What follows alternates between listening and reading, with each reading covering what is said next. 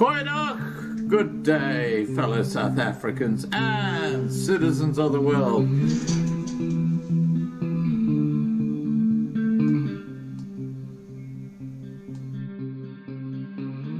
I've been looking around for salvation. I've been looking around for the truth. All around me I see frustration, and I looked all over till I found you. I sit and listen to your stories, and you're telling me, please don't worry. There's a lot in this world you should know, and love in life is where you should go. If you're looking for somewhere to go, if you're looking for someone to know, if you're looking for someone to guide you, then love in life will guide you.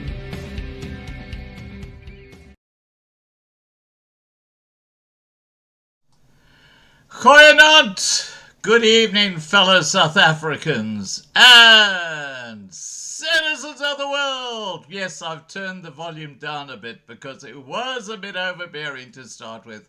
I do apologize, but it is what it is. Now, we're going to have some fun tonight, okay? We're going to be talking about my trip to,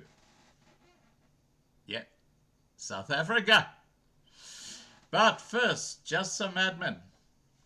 With the rapid expansion of Loving Life TV, it is now taking a cycle of 24 hours to send out our daily emails to all our registered subscribers. Several thousand subscribed while I was absent. You should see the lists of tens of thousands of largely trolls who did not confirm their legitimacy by email that I have to go through and accept or reject. For the record, only about 1 in 100 gets approved. What I've found as a general rule is the first people who subscribe to Loving Life TV get the emails first or get them early. And those who have just joined wait for up to 20 hours before they actually receive it each day. So if you fall into the latter category, please go to the Loving Life homepage and click on the daily email button at the top left, which will take you to a copy of the email I send with all the links. This daily email link is updated on the Loving Life TV website before I start broadcasting the email individually. The new link is normally up by 8 a.m. each morning, South African time. Now, tonight is very different. Just an informal report back on my secret trip to South Africa, which quickly became less than secret in the 2 weeks I was there. When I landed in Dubai airport on my way to Johannesburg, several people looked at me as if they were not sure if I was the good or the bad guy in their memories, i.e. they kind of recognized me. After entering the plane and while on my way to Johannesburg, several people came up to my seat and asked if I was Scott from Loving Life. It was quite extraordinary, I have to tell you. My taxi driver who picked me up at the airport recognized me, and we had an hour to chat about what is going on in the world today. Right through my brief trip to South Africa, I was overwhelmed by the recognition Loving Life TV had achieved in South Africa. From the African chef at Glenvale Hotel in Kromdraai to the Emirates pilot who walked past and stopped to have a chat as I was waiting in the departure lounge. My first major stop was Champagne Castle Hotel, where people came up to me and told me to continue with my mission. When I entered the new gates to my old farm in the Drakensberg, which I will show shortly, the local carpenter, going the other way in his car, wound down his window and said, "You have a famous face." Like so many, it was only after I told him about my Loving Life TV videos that he was able to get things in perspective. The new owners of my old farm, now called Nkungu Lodge, welcomed me and said that they followed my Loving Life TV platform. We have never met or had any contact before. At my old schools, Cordwalles and Michaelhouse, videos of which we will view shortly, several teachers walked up to me and congratulated me on the message of the Loving Life platform. For the record, none of them knew I was coming to visit my old schools, but they knew about Loving Life TV. Wherever I went, people either looked at me as if they had seen me somewhere, approached me to find out why, and mostly recognized Loving Life TV and the work that we are doing. On departing South Africa, I chatted to AfroForum's Cully Creel in the international airport before heading home. We will have Cully on next year. It is important that I make it clear that the ANC mafia hit squads in South Africa have me in their sights, so my visits have to be private. Well, as you can take it, I survived the visit, the load shedding, and embraced the wonderful people of South Africa and the country's natural beauty. In particular, I would like to take this opportunity to thank my personal assistant in South Africa, Marlena, who planned the entire trip based on what I had wanted to see. The lovely Nikki, who provided and trusted me with her low-kilometer car to scoot around South Africa, to Keith and Denise and their trophy for Marlene. And I see that Keith is here tonight. Hi Keith, good to see you here, buddy. What a wonderful couple, I have to tell you. But I'll show you. This is the replica of the Rugby World Cup that Keith gave me when I was in Johannesburg. And thank you, Keith, it's fantastic. And of course, Marlena got a lovely trophy which sort of reflects what she does for Loving Life TV at that time. Now, before we get started, please put any questions you have in the side chat, and for the record, I do not discuss my private life in public for obvious reasons. But before we get started, has anyone else experienced what I always seem to land up with when traveling on planes, especially for an extended period of time? As I travel alone, I always take the window seat and imagine a beautiful female model taking the seat beside me. Rather like a reality show date, someone to talk to for hours while enjoying her beauty. Well, talk about Murphy's luck. On my 4 flights, I had spectacular misses. Spectacular. For example, I had a large, grunting African seated beside me, angry because he was sitting in my window seat when I arrived, and only after the instruction of an Emirates hostess did he move. You can imagine how that trip went. During the entire flight, his large heaving frame bulged over the armrest. That was the worst experience, closely followed by the trip from Brisbane to Dubai, a 14-hour flight where I was joined by an elderly Arab couple who didn't speak a word of English but talked the entire time while I was trying to sleep in my confined seat. Then there was the young couple with a baby whose incessant cries could be heard throughout economy class. I just happened to be seated next to them. Ha! There was no dream date with a beautiful blonde sitting next to me. As someone who travels often, that is a fantasy yet to be realized. Just saying, just saying. So, let me begin this live stream with my time in KwaZulu-Natal, starting with the unique and beautiful Champagne Castle. So what I'm going to do, guys, is I'm going to kick off with, in fact, I'm going to show you the first day I was in Johannesburg, because later this week I have a live stream talking about this incredible project which is about food security. And I'm just going to show you a little clip before we get to Champagne Castle. Here we go.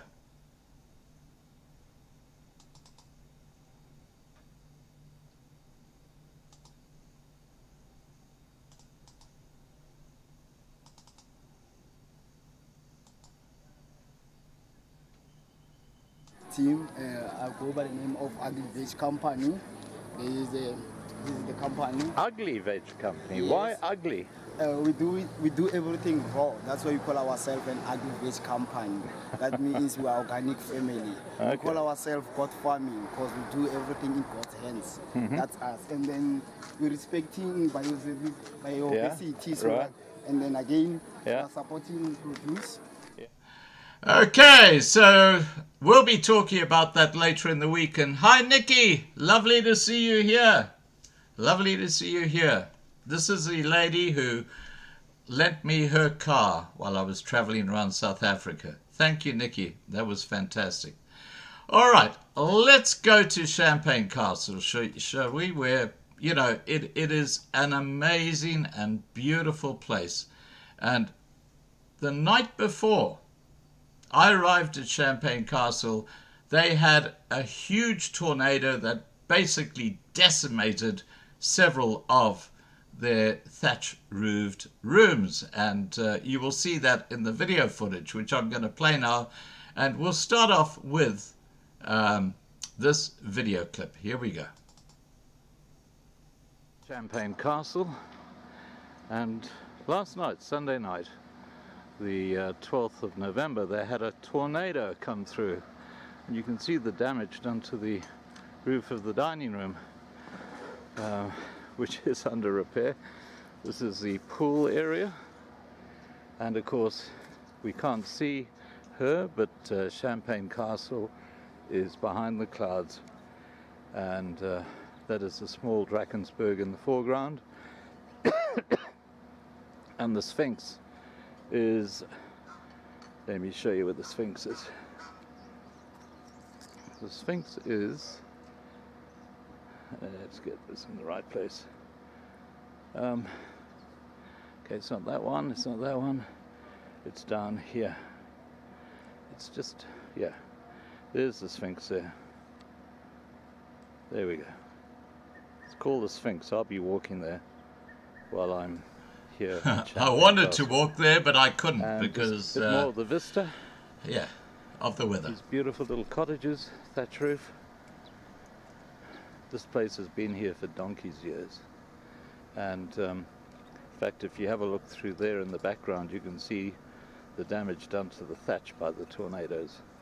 You see the very light thatch that's been disturbed, and in fact those top cottages, they had to vacate because the water started coming through. Okay, let's have a look at the next clip.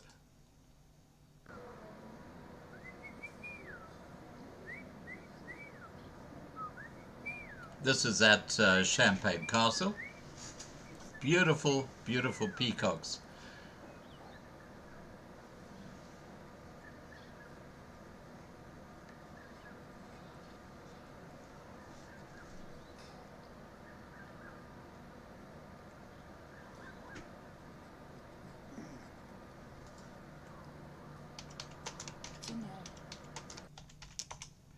Okay, let's have a look at the next clip, which is basically talking about the damage that was done the night before I arrived. This is still at Champagne Castle, obviously, but you can see the damage done by the tornado last night. And just have a look at this. These are the cottages which they had to clear out as a result of the tornado. These are really nice. I mean, that's one little cottage. Look at the damage done to the roof. And how about that one over there? It's apparently in 20 years, the manageress was saying, this is the third time it's ever happened. It happened the day before I arrived. Look at that damage.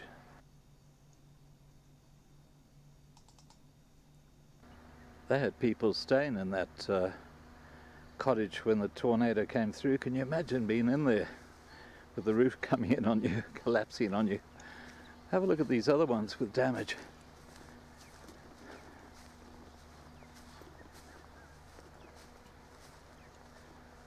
Look at the damage on that one. Wow. Apparently it was absolutely frightening stuff. You can see the damage done to the corner of that roof by the tornado. And look at that up there. Amazing. These ones were the most damaged by the tornado. And there you see Champagne Castle. Good luck with that one. Never saw Champagne Castle. How's that for a church? What a place to get married. With the Drakensberg in the background behind those trees and hidden behind the low cloud.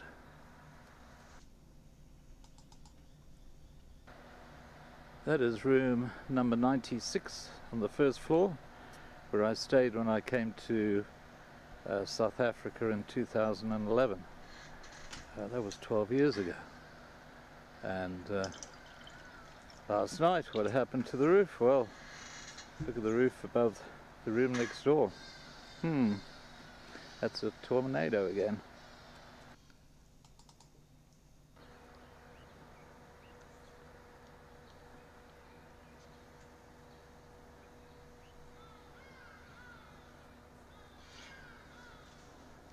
The new relaxation video that I've released was actually taken very close to the spot. You'll see the spot, I think, in the next video clip.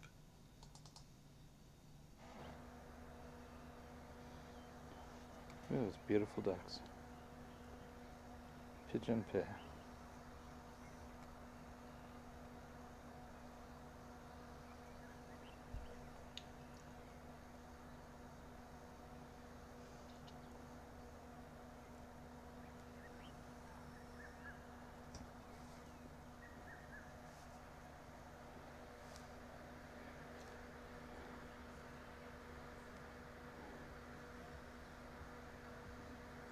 That's the building where I took the relaxation video, in the center here.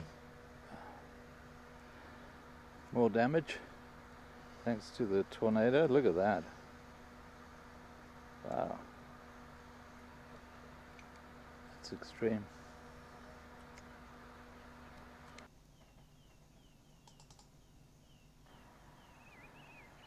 These two little apartment areas are the ones which were hit the worst by the tornado, and that's probably second worst. Have a look at this one. This one's very close to the dining room, which I had a bit of video footage earlier. You could see the tiles being ripped off. Look at that. Thatch has just been completely taken out. That happened on Sunday night, the 12th of November. And there's some more damage to thatch. That's the building that I took the relaxation video from. Absolutely amazing location though. And looking at this tree, there's the tree you just saw on the right-hand side that it aims at. In to repair the random damage that's been done all over the place. can see where the thatch goes yellow. That's where it's been jerked around by the tornado. There's the roof of the dining room. You can see the damage done there. But that's the worst I've seen. Here, look at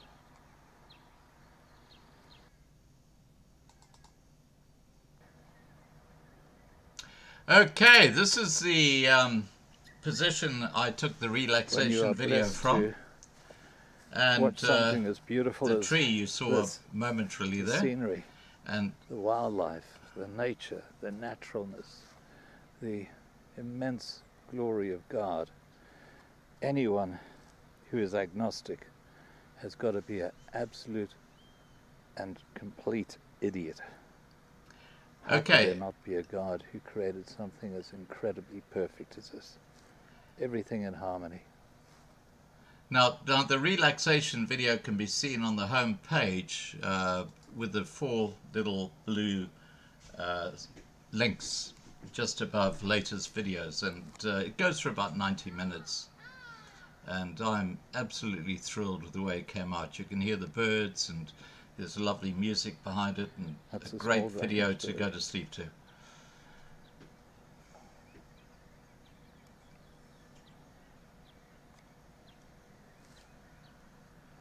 So this is Champagne Castle, guys.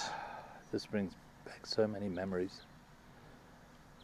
It's only about 6k from my, as a crow flies, from my farm here in the Drakensberg, and I'm hoping to go and have a look at that in the next day or two, see how it's changed. It's now covered in houses. It used to be just beautiful Drakensberg mountainside, but because of its view, which was looking at that there where Champagne Castle is hidden, when I sold it, the people who bought it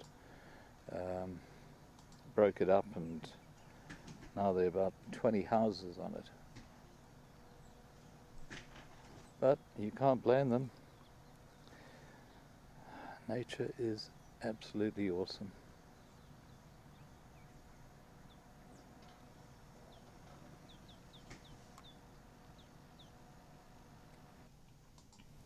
Okay, now the next video is actually inside the dining room, which has, this is a Champagne Castle hotel, which have a buffet which is included in your accommodation, and it's an amazing spread. Let me show you the footage I took of the buffet, and then I'm going to show you the footage I took of the actual inside of the dining room. Here we go. The dining room at Champagne Castle Hotel. This is their buffet. Always got an amazing selection of food. Look at these puddings. Oh wow, that's amazing. This is tonight's serving of tasty treats, and this is the new furniture. They used to have these sort of tables in the past. That's what I recall. No, they used to be timber. So they've now got this sort of grey, I don't like it actually, but look at those little chandeliers, aren't they gorgeous? And last time I was here in 2011, I sat either at this table, or near where this table is, or at this table, and had the most amazing views of the Drakensberg through there.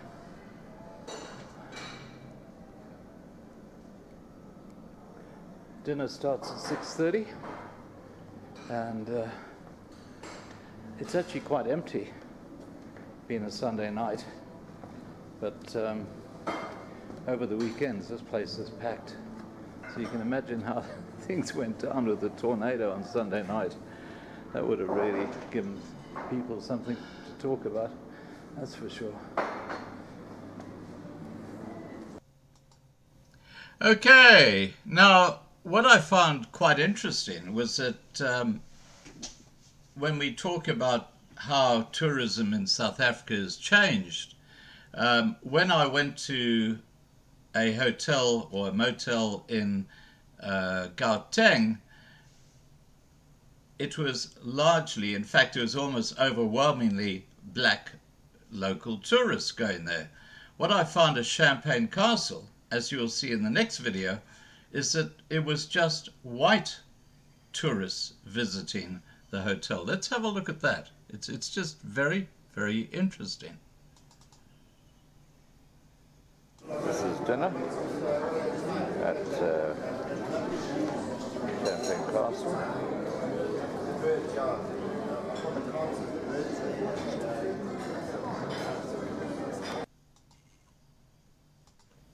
So, there you see it. Now, just moving on with Champagne Castle. For those who have not seen my relaxation video, please do check it out, because it's I find it very, very special. Now, let's go back to what happened while I was at Champagne Castle, and that was I went to visit my old farm that I owned back in the 1980s. And for those who haven't heard the story, let me tell you how this all happened. I used to work at Barclays Bank in KwaZulu-Natal. I worked at Greytown, then I worked at Ikopo, then I worked at Escort, and finally Pietermaritzburg.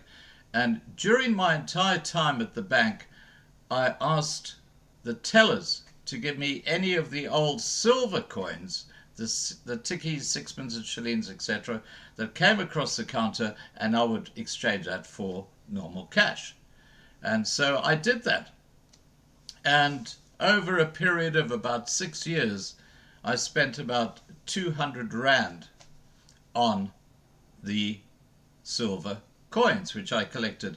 And the accountant at Barclays Bank in Escort, a really good friend of mine, his name is Eddie Sherwood, he always used to say to me, "Scotty, don't waste your money, you know, come and have a beer," because we didn't get a lot of money as bank clerks. So I basically gave up my beer money to buy all these old silver coins, because I was fascinated by old silver coins, and I was a numismatist, or a budding numismatist at the time. And of course, as the late 1970s approached, what happened was that a oil billionaire known as Bunker Hunt tried to corner the silver market. And during 1979, I would open the newspaper each day, and the silver price, starting from a low of about $1 per ounce, started jumping up and up and up and up. And Eddie Sherwood would come across you and say, "Scotty, what's happening? What's going on with the silver price?" I'd say, "Oh, it's gone up another $1." And you'd say, "Scotty, you're sitting on a fortune there." And I said, "Yeah, I know."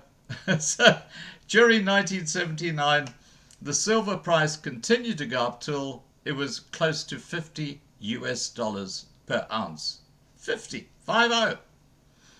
And early in January, after I'd been speaking to silver brokers in Johannesburg, I decided that I would sell my silver, which I got 10,000 Rand for. 10,000 Rand. Investment of 200 Rand. Not a bad deal. Well, I had this 10,000 Rand. I was getting a salary of 100 Rand per month. When that money came through, when I finalized the deal with the silver broker, Eddie Sherwood, the accountant, was sitting behind me, and of course major deposits would go across his desk. And all of a sudden I heard him say, "Jeesh!" because he always used to do that if something came up that used to surprise him. And he pushed back his chair and he came round to my table. He said, "Scotty, you sold your silver?" And I said, yeah, I sold my silver. And he said, "You're an idiot. That might be worth double that price in another few weeks." And I said, "Eddie, I'm not greedy. I'm quite happy." So anyway, I got the money, sold my silver, packed it off and sent it across to Johannesburg. 2 weeks after I sold my silver, the silver price crashed. It just crashed back to about $1 an ounce. But I had all this money and I invested it in the farm that you're going to see now. And I paid 10,000 Rand for this farm. Let me show you what it looks like. And unfortunately, because the whole time I was at Champagne Castle, the clouds were low, you will not see Champagne Castle Hotel. But I just want to draw your attention to this book that I've got called Barrier of Spears by Reg Pierce, who I knew very well. It was back in the 1980s. He had like an acreage in the Drakensberg. This is the view from my farm that I had back in the 1980s at Champagne Castle. That was taken on my farm with the dam in the foreground. That's the view. Absolutely beautiful. Absolutely stunning. And this is out of Reg Pierce's book, by the way. As I say, Barrier Spears. And so, let me show you this amazing place that I used to call home. I used to go there every weekend. Here we go.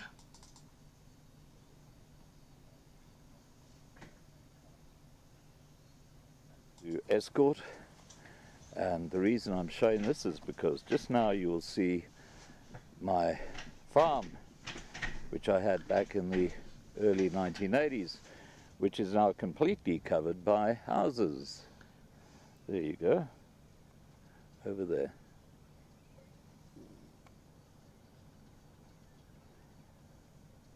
You can see the houses on the land that I used to own.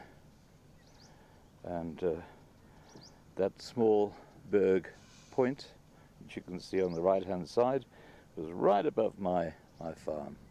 I had 50 acres in there, as you can see, as I said before, now covered in houses, but with beautiful views of, guess what, Champagne Castle. Okay, now I mentioned the fact that I paid 10,000 Rand for that farm. 10,000 Rand in 1980. If you look up Ulungu on Google, where you can actually go and stay, it costs you 10,000 Rand for 3 nights in that hotel on my farm. That's how the Rand has devalued. And that's why if you believe in investing, in putting money in a fixed deposit in the bank, you're basically just throwing your money away. But just say.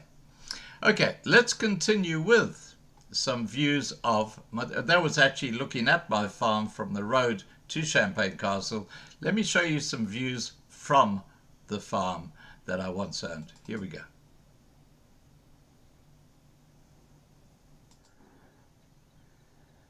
I'm actually on my old farm that I owned back in the early 1980s, and that dam in the foreground is where I used to spend a lot of my time. The dam in the background never was there, so that's a new addition.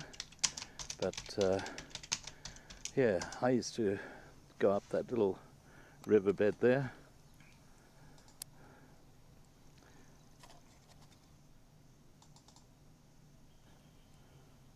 I used to go up that little riverbed there, and it was so beautiful. There weren't any houses here at all back then, but now this property that I had, which is about 50 acres, has 18 houses on it. It's been subdivided, and it's very different. Very, very different. Wow. I'm going to take a walk down to the dam. Here I am on the old dam wall. It was never this high. It was only literally the height of that, the lower part of the earth there. So it was only a couple of feet above the water, but this is definitely the old dam. You can see going up there, going up the river. That's where I used to explore. And yeah, that was my property. Looking up there, 50 acres. And the end of the property was just down here, so about 50 yards from where I'm standing right now. And Mountain Splendid Caravan Park is behind those trees in the background.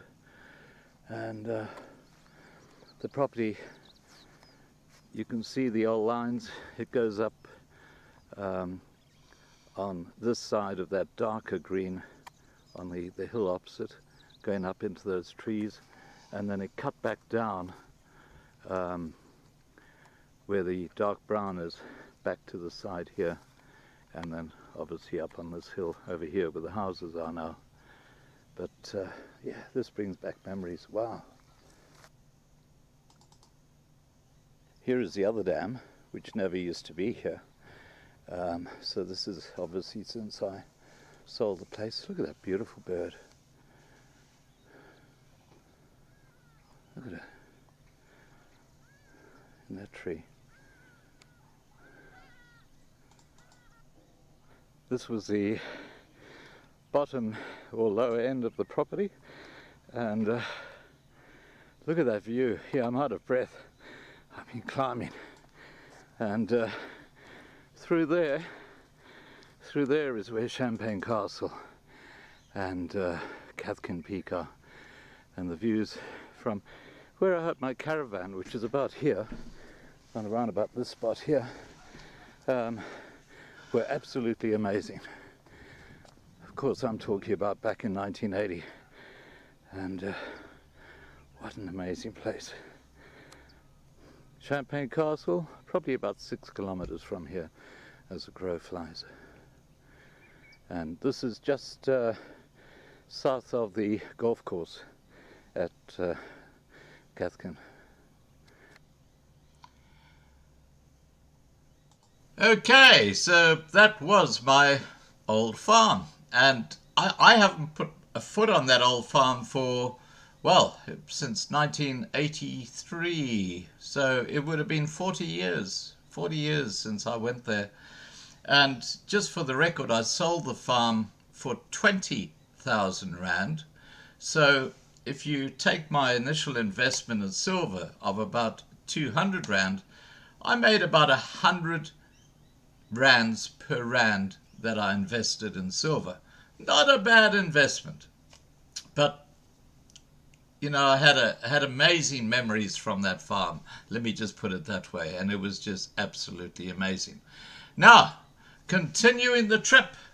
So what happened was that I traveled from Champagne Castle slowly down to the Natal Midlands, going through Escort and going through Moy River and going through Nottingham Road. And if you looked at the video I posted today about the railway stations in Moy River and Nottingham Road, you will see that they are not particularly safe places to go and visit in 2023, unlike back pre-1994. Well, I don't have to say any more about that, so I'm not going to show you that video footage. It's in another video I've posted. What I'm going to do now is I'm going to show you the amazing school. This is the senior boarding school that I attended from 1968 to 1971. Yes, I know I'm an old fart. Just get over it, okay? Here comes Michaelhouse, and unfortunately I didn't have a guide, even though I said I was coming there, but it is what it is. I still had a great look around and great memories. Here we go. The pretty impressive entrance to Michaelhouse, the St. Michael slaughtering the dragon, and of course he's got these scales of balance in his hand, and in the background you can see Michaelhouse. There it is. Fabulous school. This is where I spent 4 years of my life, and this is all brand new. It wasn't back there in the 1970s, that's for sure. But just to give you a panoramic view, this is the incredible second most expensive school in South Africa.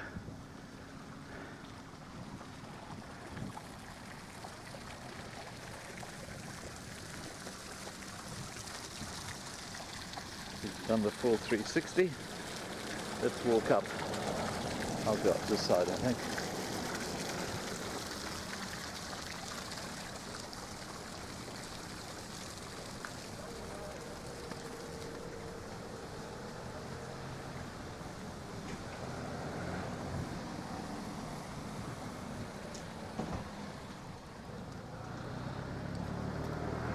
See the Michaelhouse flag over there. And this waterway leads to where we've just come from, going down the middle.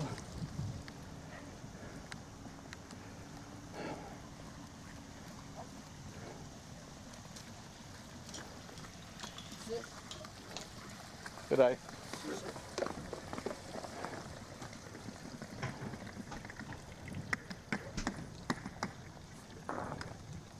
Look at the gardens, they're almost manicured. Beautiful. Look at that vista.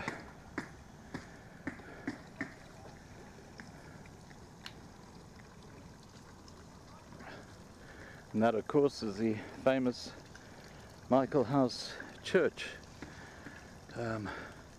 with the rosary, which is world famous. We'll have a look at that in a moment. In fact, we might do that first. And here at the top of the fountain is a solitary lion pouring water into the fountain. Rather cute. Anyway, let's keep on looking.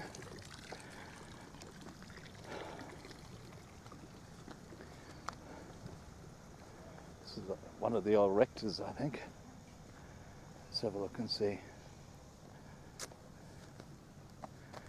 Canon James Cameron Todd, founder of Michaelhouse, 1863 to 1950. Okay, Michaelhouse was founded in 1896. A man of vision, faith and courage. And there he is, in all his glory. Okay, let's go and have a look at Michaelhouse Church.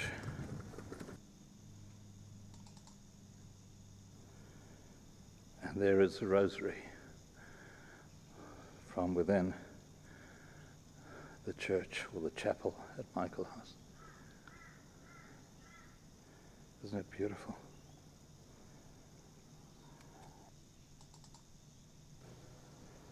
This is the library at Michaelhouse. This is one of two floors. You can see the collection of books they've got.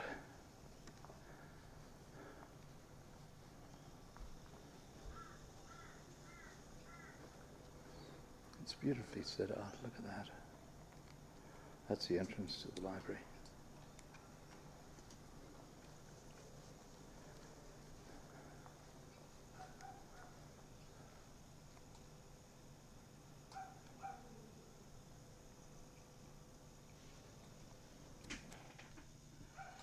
Okay, and I'll show you a picture of the Michaelhouse librarian, and he's actually got in his hands a copy of my book, Children of the Mist, which is obviously all about the Griqua people. Let me just get that going. Here we go.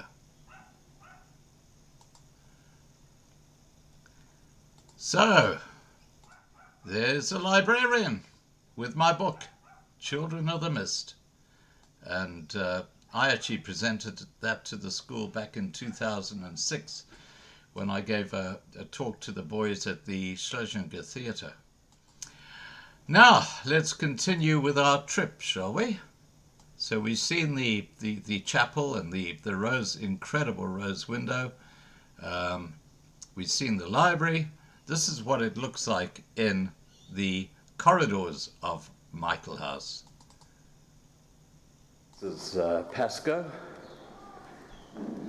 which leads to my old house called Baines, which you can probably just see in the background there. And this new block here on the other side is called Mackenzie, and that's quite a new addition. It wasn't here back in the 1970s when I was at Michaelhouse. And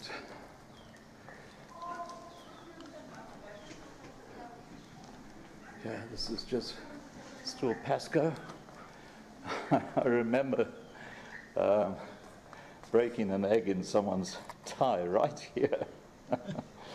The ties you could actually push eggs up into, and this guy had a soft-boiled egg, and poor bugger, right here between these two pillars, I broke his egg with two hands.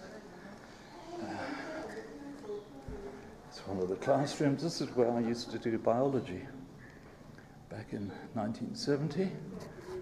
And good day. Hello, sir. This is Baines here. Yes, sir. Yeah. This is a classroom I used to do prep. Is it open? Oh, it is. This is my old prep classroom. It certainly looks a lot freshened up compared to the days that we had. And in those days we had a blackboard and chalk. And believe it or not, during prep, if you had the unfortunate circumstance where you farted, the prefect at the front would call you up and make you eat an entire stick of chalk. And depending on the vote of the other boys in the classroom, this is during prep, on the enormity of the fart, if it was really bad, you had to eat a black stick of chalk, the entire thing. If it was fairly mediocre, you got to eat a yellow stick of chalk. And I got quite adept at using my big pen to put the chalk around the actual little tube in the middle which carried the ink, so I didn't have to eat too much of the actual chalk. But yeah, that's my prep classroom. Gee, this has changed a lot. They never used to have this piece here, but that ties up with Mackenzie. G'day. Let's see what this is. This is all new over here. We used to have a little furnace over there which heated the water for the showers, and the CACs, or the first years, had to do that sort of work. Oh, here we are, McCormick. This is another, wow, this is another house. How old is McCormick? 3 years? 23 years? 3 years. I thought it was new, because I knew Mackenzie. I was here in 2006, but I can't remember this one. I was at Baines, and this has all changed dramatically. So this is 2020, and growth. Wow. Yeah, Baines got redone at the same time. Yeah. Yeah. This is Baines here, isn't it? Old boy. Are you? Oh, you? I am, yeah. Oh, 1968 to 71. Matthew Higginson, I'm Yeah. Baines housemaster at the moment. Oh, are you? All right. Yes. Yeah, I was with Leggett. Not You sure. don't? Yeah, No. Leggett was there in 1970. Yeah. Yeah. Have you been through the house? No, not yet. Can you show me? Absolutely. Because my dormitory was over there at the end. Okay, cool. My first year. Yeah. Yeah, that's My pretty CAC cool. year. What's that called? Now it's a cop. Oh, it's changed, is it? Yeah, because when I was here in 2007, the cops still had the room at the end, and they had this blackboard. Because in those days we used to get caned, Yeah. and if you got 10 black marks, I don't know if you know the story about that, about scullies and all that sort of stuff. I can tell you stories about scullies. But there used to be a day room here, and they had a snooker table, and up there was the prefect's room. G'day, guys. Yeah, so that was the cop shop when I first arrived. Yeah, The cop shop was on that side, yeah. and this was the dairy room. And the housemaster's place was just through there. Yeah, so now I'm attached to the house. Okay. Well, it always has been attached. Not really attached. Oh, it was attached. I'll tell you a story about that in a second, but Okay, so this is the day room now, is it? This is the cop shop there. Oh, the cop shop. Okay. Wow. Good day. How are you? So this is the prefect that's in your dorm, probably. Yeah, so these are the A-block doors. Now, are these the original old whiteboards? No, I'm not sure. Because they look pretty old. Because the whiteboard they had in the prefect's room back then, you had all the CAC's names, and for the black marks, if you didn't clean the shoes properly or if you didn't do something properly, then you got 2 black marks. And you remember Reverend Hallows, the Archbishop in Natal? Oh yeah, well his son was my prefect. And this little bugger, he used to give me 8 black marks in the first week. He'd find some reason to give me 8 black marks. And then he never ever gave me the last 2. But for the other 7 weeks, I was being waiting to be called up to Scully's because I'd got 10 black marks. Because you get 10 black marks, Yeah. you get 100. Those were the days. Yeah. It's all mine, sir. You're taking some of that. All of it, sir. You're starting to pack up. Yes, sir. I'm gonna come back next week, Tuesday, sir. And then I want to come back and then I'm gonna take the packs out and just take them to the tuck shop for a bit. And see. Okay, when do you guys walk down where it's all? Thursday, sir. Okay, sir. Yeah. But you're not writing Wednesday, are you? That's the Michaelhouse rugby team in 1900. Wow, that's a great photo, isn't it? Wow.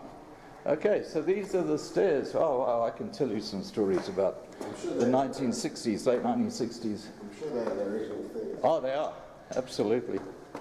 And we had a fire that we had to light to heat up the water back then.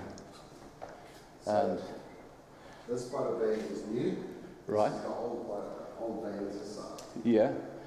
It's changed though. It used to have windows all the way down on the right.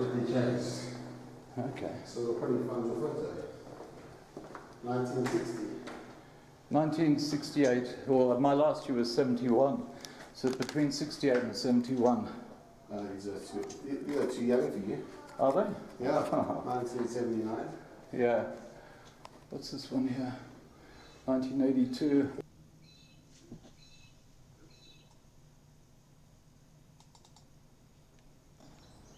This is the front of Baines, which has changed dramatically. You never used to have that piece out there, which is where the A blockers stay.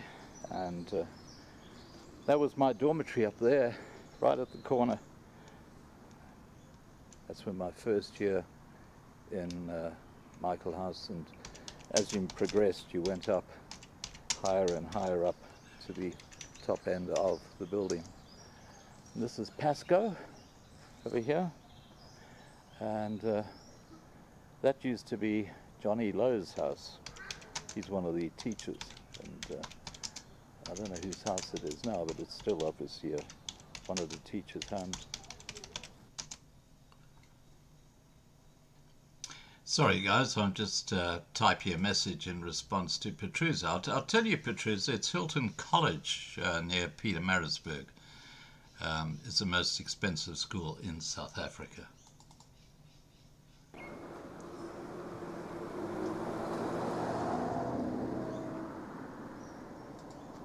This gives you an idea of how beautiful it is here, how beautifully maintained the school is. You won't find any litter lying around here, that's for sure.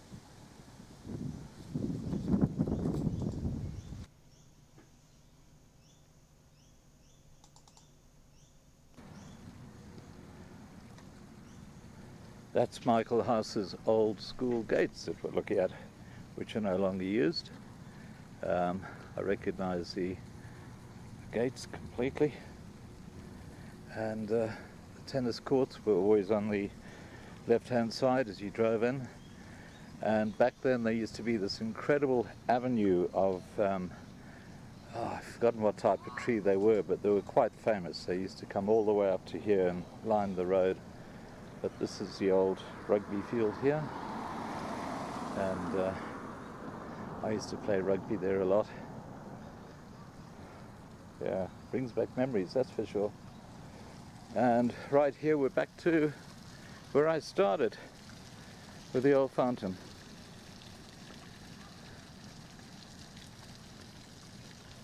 And don't know what flag. Oh, that's a Michaelhouse flag. I don't know why it's got green on it though. That's strange.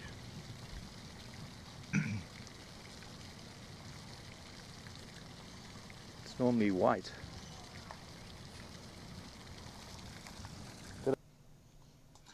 Okay, just on the Michaelhouse flag, I did find out later that the reason it's got those green corners is because what they decided to do is have a flag for each of the houses at Michaelhouse, and each house has its own colour on the corners, and every day they rotate the flag so that every house is recognised one day during the week.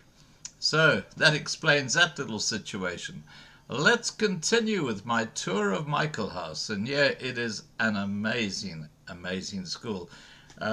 To go there, I think costs over 200 and is it 300 or two? I think it's about 220,000 rand per year for a child to go there. But of course, all the ANC members of Parliament are now sending their children to schools like Michaelhouse, aren't they?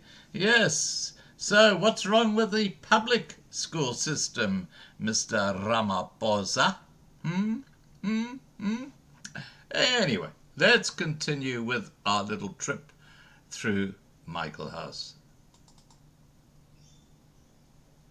Heritage Centre, which is very close to the main rugby field, and I'll show you that in a second. But there is a heritage centre at Michaelhouse, and this is the admin and marketing area. This is where the marketing team work from.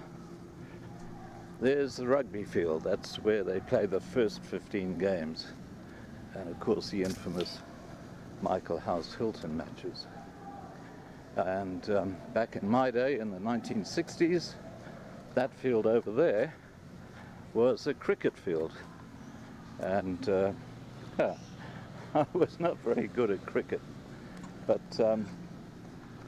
let's have a quick look at the fields here. And I'm going to take a walk down to Willows, where I broke all the long distance records at Michaelhouse back in the late 1960s, and that's when I was a 14-year-old and a 15-year-old, and you'll soon see why it's called Willows, the field. This is the old pool that I used to swim in back in the 1960s, 1970s. Hasn't changed at all, except for that piece at the back where people sit. That was never there. And of course the gym is over there. And this is the elevated position. Look here, Willows, which is the athletics track where I used to run there in the background with the hockey goals on it. Now, this is Willows, which used to be a dedicated athletics track, and it looks a lot longer than it used to be. It never used to go that far. If we look in the distance there, way over the other side, but they've obviously got seating here as well. So this is a track I used to run around, and I think it's still the athletics track, because you can see over in that corner there, that's related to obviously throwing the discus or the javelin, that little closed area. And let's go and have a wander around. And if you have a look at the borders of Willows, you can see all these beautiful willow trees. And oh, the number of times I ran around this track, you have no idea. Absolutely amazing memories. Yeah, there's your shot put, looks like over there.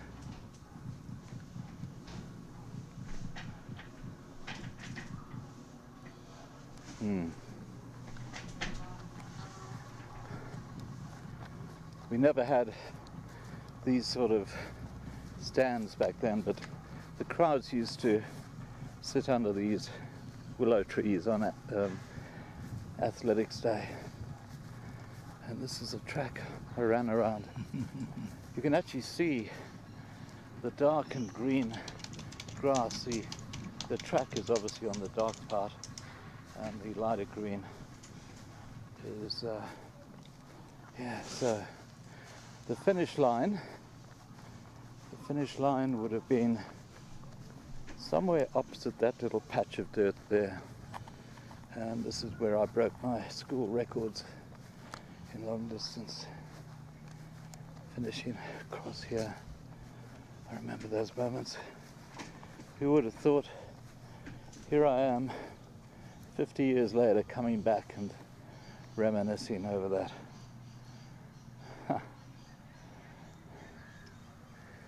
I'm going to take one lap of the Willows, my old track.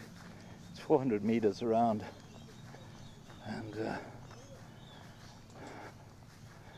what a vista in the background. This might have been, yeah, here we go. This is long jump.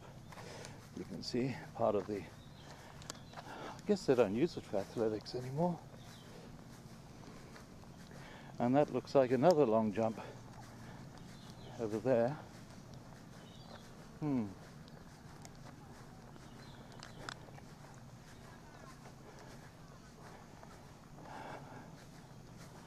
Oh wow.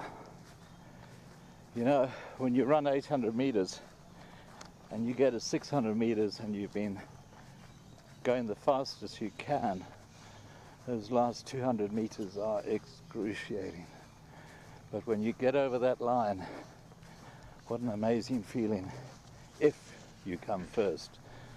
If you don't come first, it's what? Why did I do that? This is a track.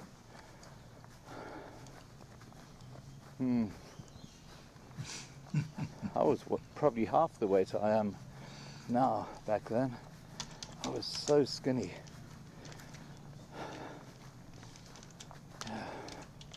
Good old East African blood. You know how the Africans run the marathons? I'm sure there's something about the height that you grow up at in East Africa and the really beautiful clean air that you have that has something to do with the ability to run so well over long distances. But anyway, that's a conspiracy theory. So this is Willows. This is Willows. And there's a stream just down here ahead of us. Yeah. Wow. I'm cheating. There's a track there. Ouchie. Sorry, judge. Sorry, referee. Okay. I'm back on the boundary again. Oh, I remember this with the final lap when you come along here and you've got about 250 meters to go. This is the hardest. And look at that beautiful willow tree in front.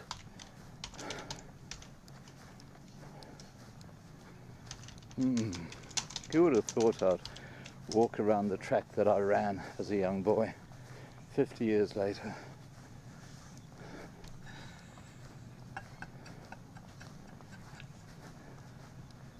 Isn't that a magnificent willows tree?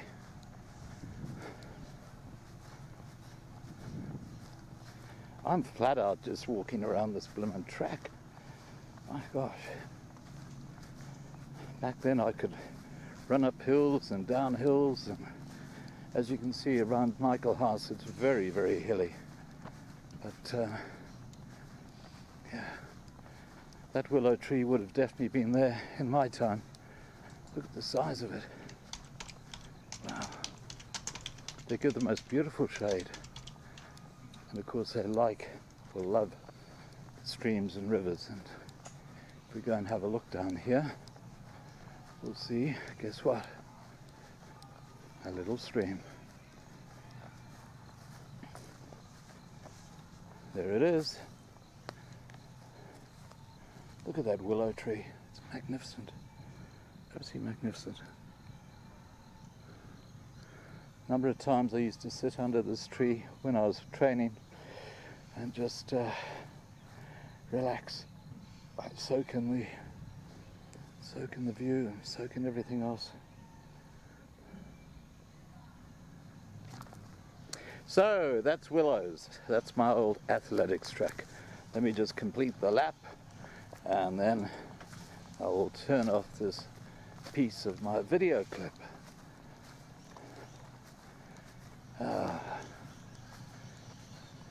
Gee, the school has grown. It's like they build a new house for about 70 boys every few years. I don't know where they're going to build the next one, but the school has just grown exponentially. Alrighty, I think we finished our lap. Ramira's done it. Let's go back to the Willows signboard and head off back home. Thank you, Michaelhouse. What a lovely experience. What beautiful memories. And it was great to meet some of the boys and some of the teachers.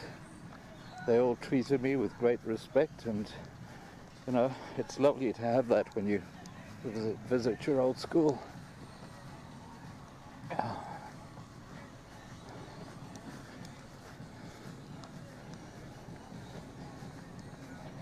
Okay.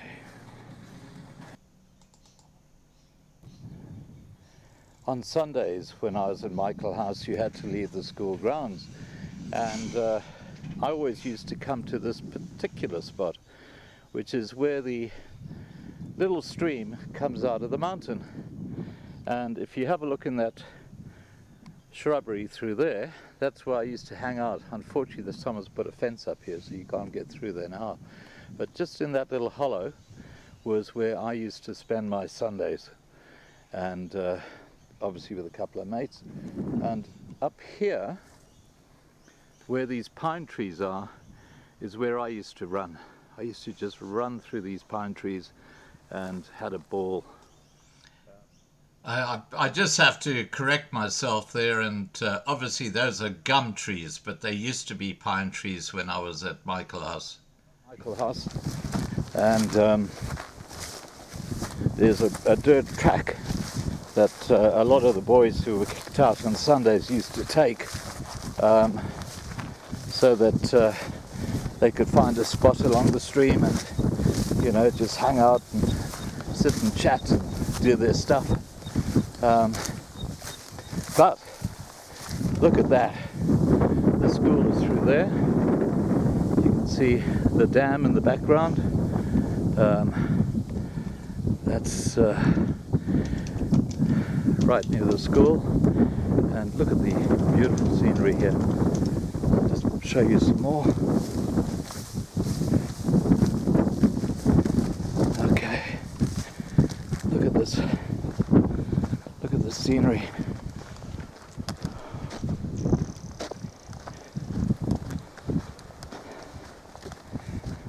This is the countryside around Michaelhouse, and these are the pine trees that I used to run through, and the fire breaks where I talk about.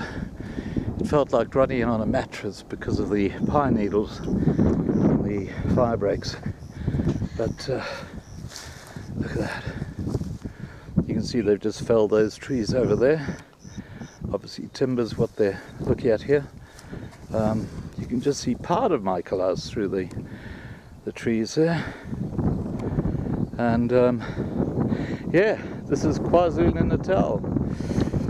And this is the area around Michaelhouse, my old stamping ground. And that little stream that I showed you a moment ago is just up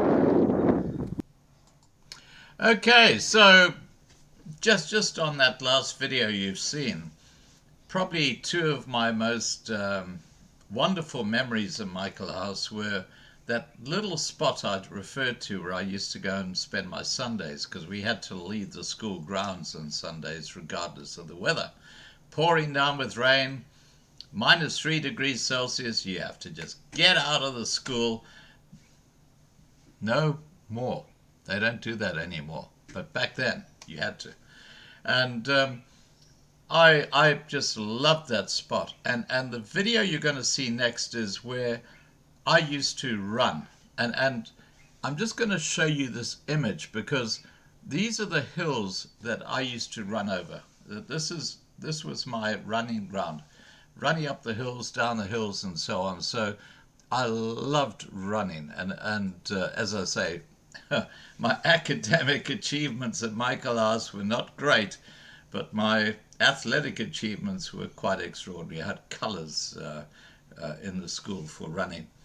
But the next video is going to be looking at not gum trees, because back then in the it would have been the early 1970s, late 1960s, that gum tree plantation was actually a pine tree plantation. But obviously those pine trees have been harvested and they've now planted gums, which are used in the mining industry. But if you just imagine, with the video that I'm going to show you very shortly, that those gums are pine trees and those firebreak that I'm going to show you is just covered in literally inches of pine needles. That's what I used to run on. It was like running on one of the most soft beds you could imagine. It was an exhilarating experience, especially when the clouds came down and there was this low mist and you're running through the pine trees on this soft cushion, the actual pine needles. It was absolutely amazing. Let me show you what I'm talking about. Here we go.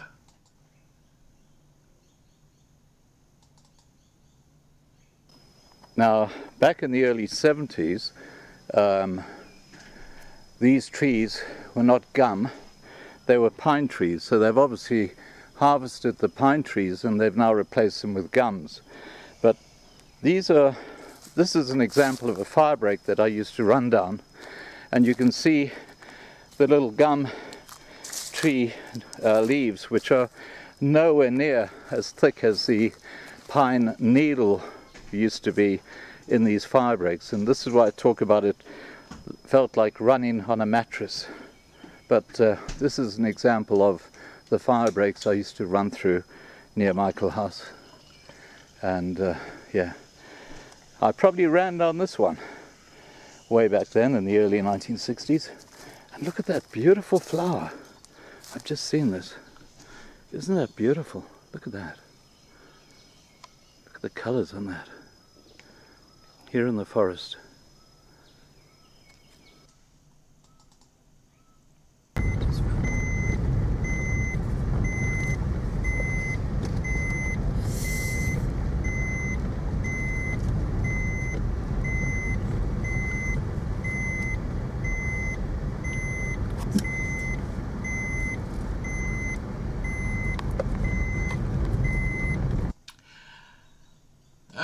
Okay, enough of Michaelhouse, huh? Enough of Michaelhouse. I mean, that was a lovely just revisiting memories and just enjoying myself. It was fantastic, and you know, it was a bit sad that there was no one there to take me around, but it is what it is. But yeah, look, I loved visiting my old stamping ground, my old school. So let's go forward, I should say, to what happened after I left Michaelhouse. And I just need to get myself, here we go. So the next thing that I actually saw when I went to Pietermaritzburg before going to Cordwalles was the African Enterprise mission that David Cassidy has actually established on the outskirts of Pietermaritzburg in a beautiful, beautiful location, sort of bordering between Pietermaritzburg and Hilton, halfway up Town Hill.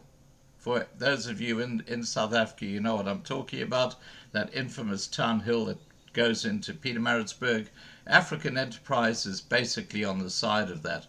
And David very, very kindly, when he heard that I was coming to South Africa, said, look, come and visit our mission. He was actually there at the time, but he was involved with a huge conference, so he couldn't actually come out and greet me, but his staff were fantastic. So before we go to Cordwalles, let's have a look at African Enterprises place in Pietermaritzburg. Here we go.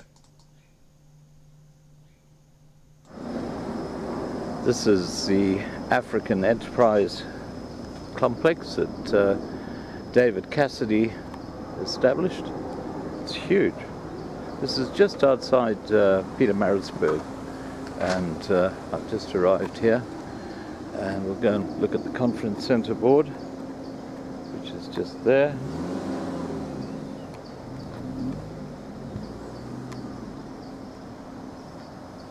And that's where I'm going to speak to reception.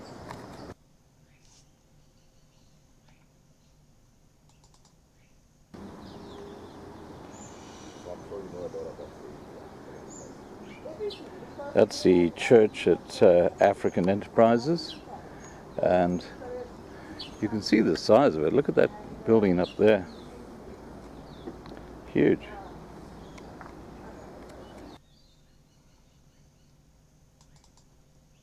This is the little prayer room at African Enterprise, and it seats about 12 people. You can see the seats down bottom here. It's a little round building. It's rather beautiful. And of course, with the incredible views and the cross at the head. Beautiful. And that's looking up the top of the prayer house.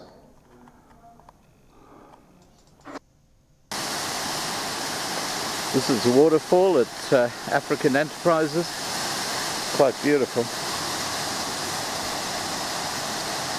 What a great place to sit and contemplate life.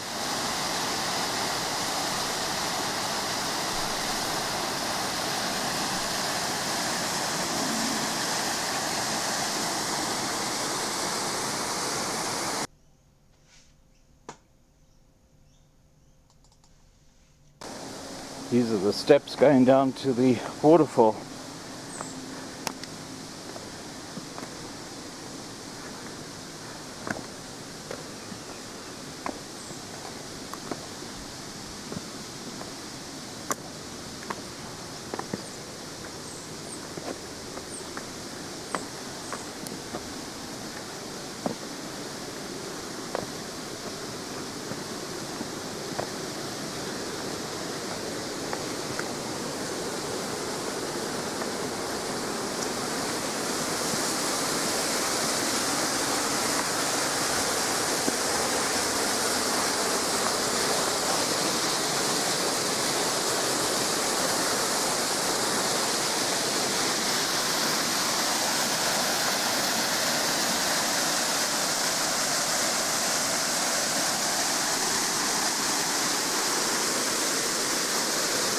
And the bench.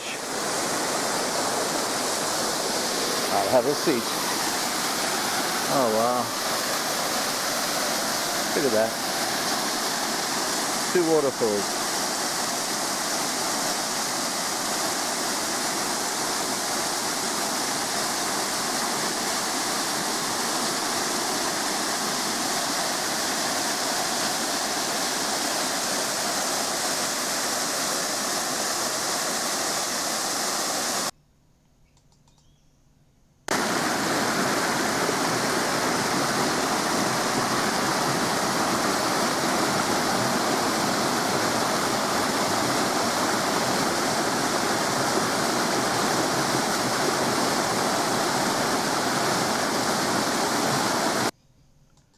Okay, so that was my trip to African Enterprises.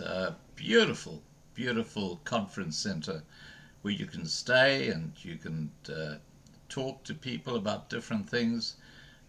Absolutely gorgeous location. I love that waterfall. But later that day, I went to my junior school in Pietermaritzburg, which is Cordwalles, which is actually on the lower side of Town Hill Road. And I do love telling the story about what happened one day when all the boys in Cordwalles were off to the Royal Show, which was literally about a kilometre from the school. And we used to walk down the pavement, 140 boys. We used to walk down that pavement on the side of the road, down to the bottom, and then into the Royal Show to have a day wandering around. A beautiful, fascinating time. On this particular occasion, we were just approaching the traffic lights that had recently been put up at the end of that steep decline coming down to Pietermaritzburg, and it basically leveled off after that. And while we were walking down, I heard this guy screaming on his bicycle.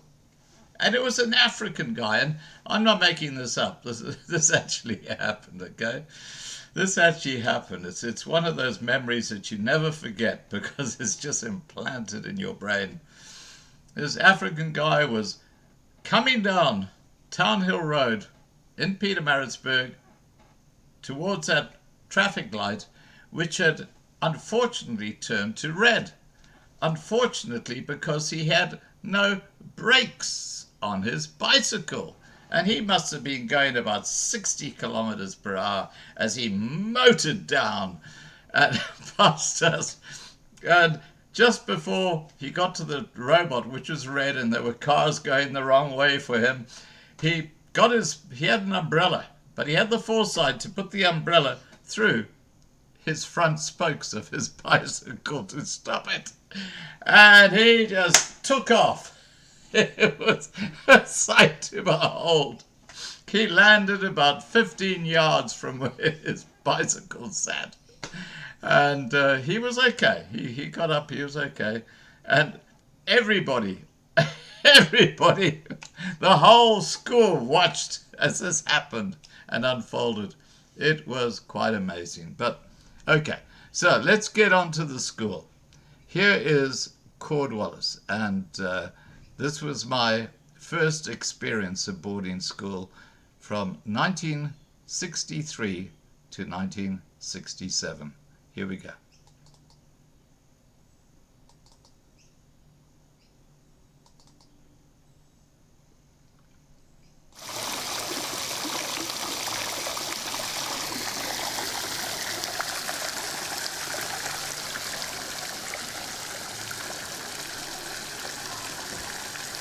This is the reception to Cordwalles now. It used to be through that area there. This is the older block, which I remember back in the 1960s. This parking that we're in right now was never here before. It was actually the road up to the headmaster's house, which was right there where the reception is.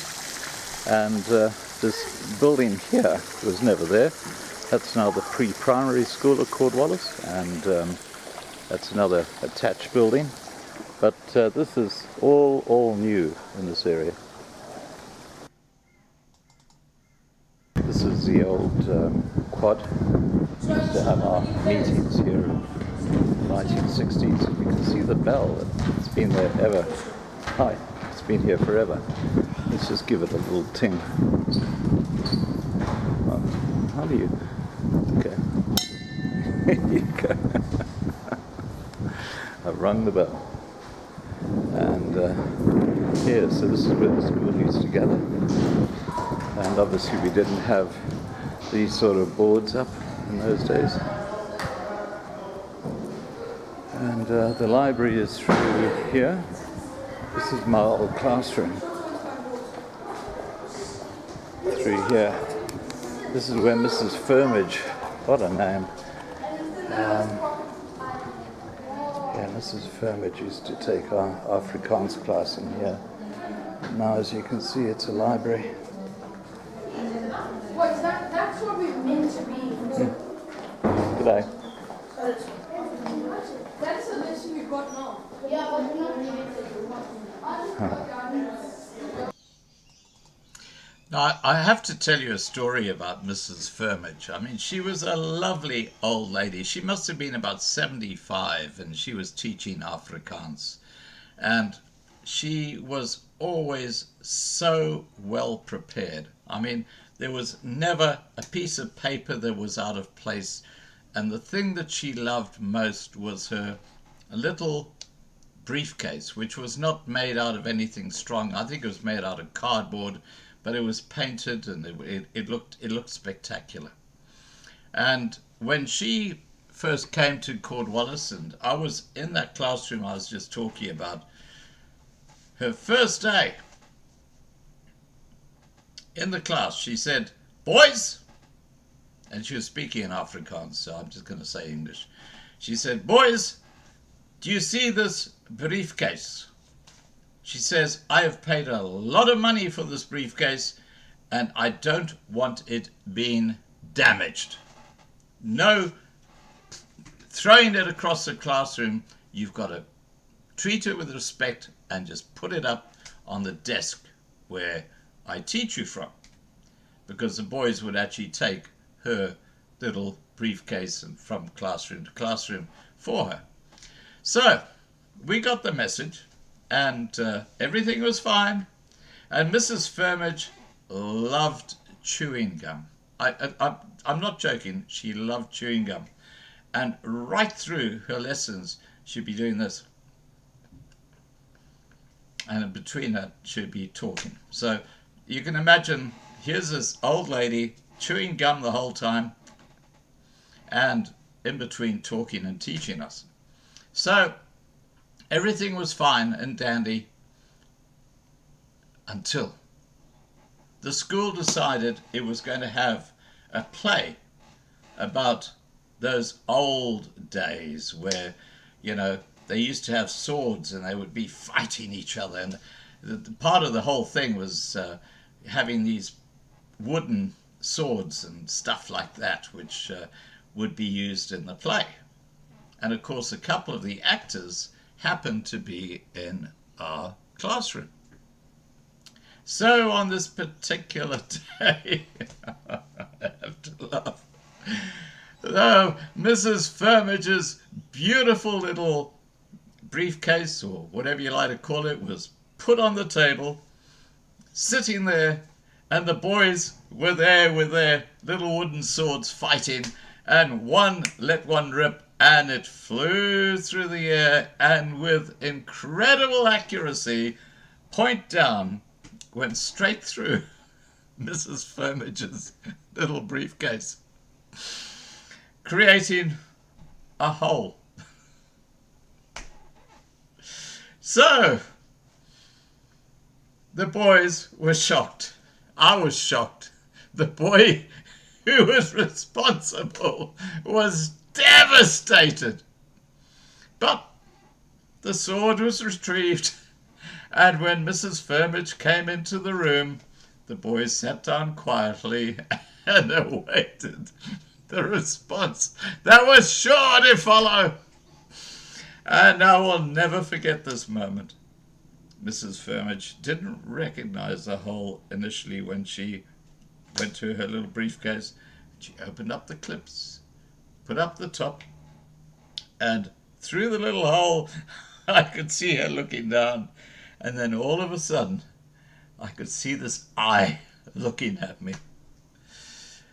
And the explosion was something that would make Hiroshima look like a sideshow. It was extraordinary. And the poor victim was taken off to the headmaster's office where he was duly caned. But it was an incredible moment at Pietermaritzburg, experiencing this situation where her brand new briefcase had been decimated by one of these little wooden swords that were going to be used in a school play. So that's my memory of that particular situation. Let's continue with Cordwalles because it is an amazing school. Here we go.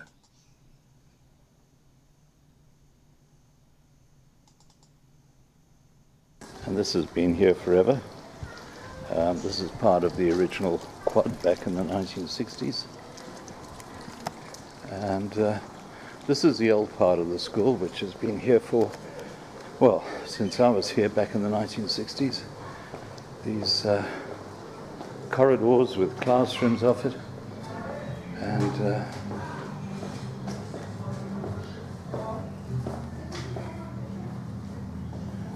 some of the... Are you okay?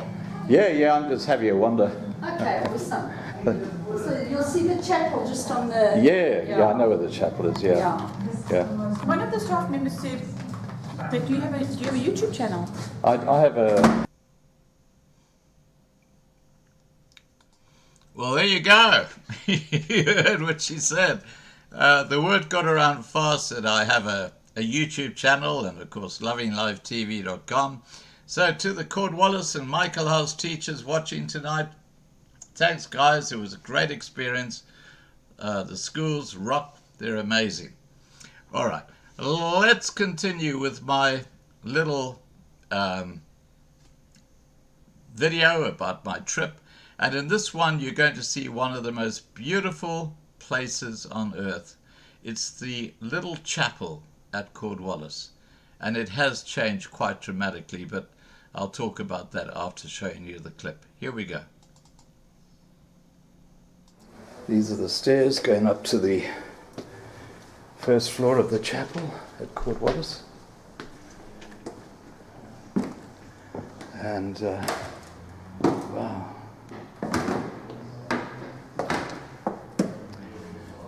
It's changed dramatically.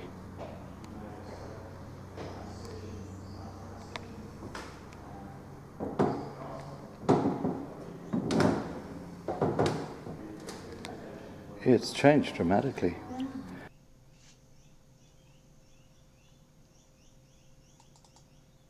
This is the Cordy bus going to cricket. Cheers, guys. Okay, before showing you that one, I just want to mention that Cordwalles now does not just take boarders. It actually has people from Pietermaritzburg who come and go to the school there as well. So the actual size of the school population has grown dramatically, rather like Michaelhouse. And as a result, they had to add on the wings on either side of the altar, which has dramatically increased the number of people who can sit in the old chapel. In the old days, it used to just be right down the middle, no sides, and the pulpits or the seating used to be basically in line with the walls, not as it is now where they actually go across. So there are quite a few changes. I love the old church. I loved the times I had listening to people talk about our Lord and Savior. It was a very, very special time for me at Cordwalles in that particular chapel. Let's move on. Okay, so let's have a look at what else I saw at Cordwalles. Here we go.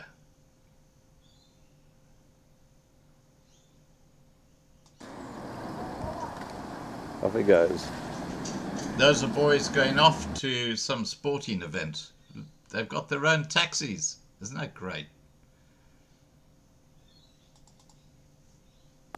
This is the old pool at Cordwalles, and that building's been there since the 1960s, and so has that one.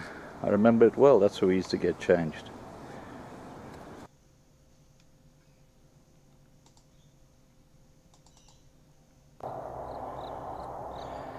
This is Thursday evening, the 17th of November 2023, and this is taken from Pyramids. Wow, I'm jumping ahead a bit. Sorry, guys. Yeah, that footage you just saw, I'll continue in a moment. But after going to Cordwalles, I then travelled back to Gauteng, and I spent a night at Van Rieenen, or near Van Rieenen, on my way back to Gauteng from KwaZulu-Natal. I'm just going to have a quick look to see if there's some images here I want to share with you with regard to my time at Cordwalles. Let me just put some of them up, because they're rather reflective on how wonderful this school is. Okay, let me go there. Let me go there. There we go. Okay, that's a statue of St. George and the Dragon at Cordwalles. And if we go to the next photo, that's that image of the boy dancing in the fountain, and that's in the new section of Cordwalles that was not there when I was when I went to the school. And that's just a photo of the old church or chapel, and you can see that's the altar area. Those are the stairs. Now those stairs, oh my gosh, I walked up and down those stairs so many times during my time at Cordwalles. They haven't changed. They're the original stairs. They've seen some traffic for sure. And that's looking back at the top area where the stairs lead to from the front of the chapel. This is the first classroom that I ever studied in as a schoolboy in South Africa. And obviously the shape and size has changed over time, but that was the location that I actually had my first teacher teaching me. That's just a photo of the front of Cordwalles, and that's actually the classroom where I've got the only tattoo. And I'm letting you guys into a secret. I've got a tattoo, okay? And I'll show it to you in a second. It's not very distinctive, but this was the classroom I was at in probably my third year at Cordwalles. And what happened was I was sitting probably around where this desk in the foreground is, around here in the classroom. And these were totally different desks we had. They were really old. They probably went back to the very start. And one of the things that we did as boys was we engraved our initials into the desk with our compass. And I was busy doing that one day when the compass slipped and it went straight into my thumb. And I'm not sure if you can see it, but there's a little black mark in my thumb, which is my tattoo. Thank you, Cordwalles. It was in this little room that actually occurred. This is back when, this must have been about 1966, I guess. So that's a long, long time ago.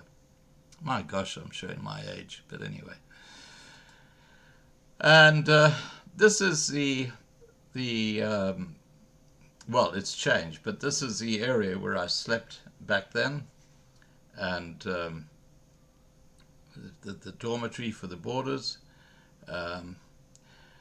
Interesting thing that both Cordwalles and Michaelhouse have both gone off the grid. Neither of them require Eskom power.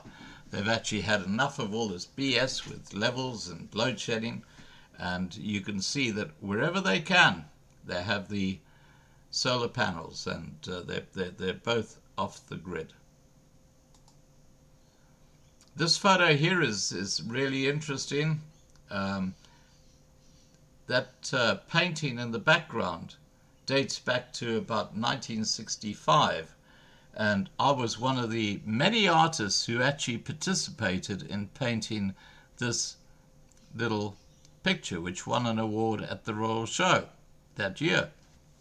And here it is in the marketing department of Cordwalles all those years later. And as a result of my trip, the teachers or the staff were able to put a date to that painting, which they didn't have before. And that's a better photo of it. Not a good one of me. By the way, I overate while I was in South Africa, and I'm busy losing that stomach very quickly. And this tree here is very special. At the base of this tree, this is back in the early 1960s, there were 4 seasons, like 4 terms. And we had a term where we used to play marbles. We had a term where we used to do the kites out in the field. We had a term where we used to do what's called the gunda. Now the gunda, for those who don't know, is the old cotton reel. And what you used to do is you would, obviously the cotton would no longer be there, it would just be the cotton reel.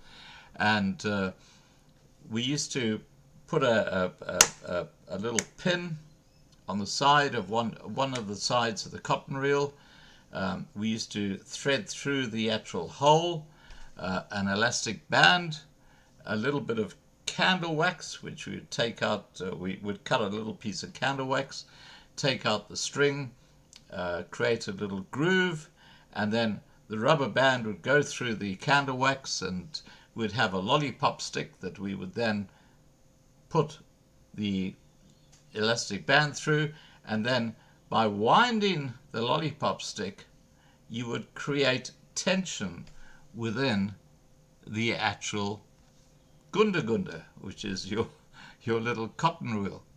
So you could actually steer your little cotton wheel around and drive it using the elastic band as the energy to drive your cotton wheel. And they had some amazing gundas that were created by kids. And this tree, under this tree where I'm standing, is where the most infamous battles between gundas took place. And yeah, now it's you can't do it anymore. It's in a flower bed. But that was back in the early 1960s. Quite amazing. I just love that photo because that position and that tree, it's just, yeah, it brings back such huge memories for me. There's another photo of it. This is the little theatre at Cordwalles where I delivered a speech in 2007 to the boys when I was actually launching my book Children of the Mist. And they've changed the actual seating fabric, but yeah, that is like their little Schlesinger theatre that they've got in Michaelhouse. This is the Cordwalles equivalent. That's obviously the pool, and so on. So basically, that was my time at Cordwalles. What I'm going to do now is I'm going to show you this little place called Pyramids. I just need to pull up the right folder here. Okay, here we go. So this is going up Van Riemen's Pass. This is going on that incredible pass that's historically so significant when you talk about you know, the 1800s and the early times of white settlement in South Africa. Let's have a look at that. Here we go. This is Van Riemen's Pass. This is near the top. Look at all these trucks.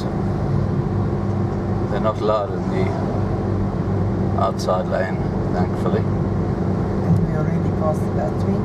Yeah.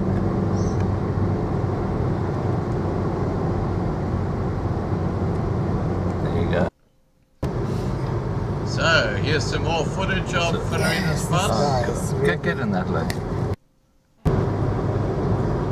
Ask about the little church.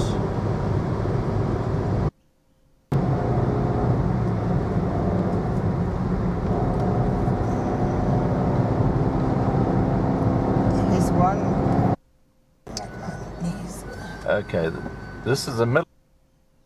Hello, Teddy. Hello, Teddy. What? Hello. Hello. What's up, Teddy? Sorry, guys. Sorry, that footage is way out of sync. But at Van Rieden's Pass, I'm just trying to find the right footage. Where are we? Where are we? Where are we? Here we go. This is it. Okay. So this is Pyramids Resort at Van Rieden's Pass, and this is what I should have been showing you, but here we go. 6 o'clock in the morning, and here I am, Friday morning at the pyramids on the way back to Gauteng, and they're quite actually spacious inside, and they've got everything. They've got a toilet, they've got a bathroom, they've got a double bed, and the scenery here is quite amazing. This is about 3/4 of the way up Van Rieden's Pass, and I'm going to be pointing towards the sun, which is right now, but have a look at that freeway down there. That's the Van Rieden's Pass. You can see the trucks coming up in the sunlight, and the road takes us back into Gauteng, to Johannesburg. Obviously there are a lot of accidents on this road, but so a lot of these trucks just go too fast. Look at that guy going down the road there. Very, very steep. Beautiful scenery. This has been the sunniest day all week. Every other day has been overcast. I never got to see Champagne Castle when I was at Champagne Hotel because of the low cloud cover. So there goes that idea. But yeah, have a look at the pyramids. Aren't they beautiful? Aren't they beautiful?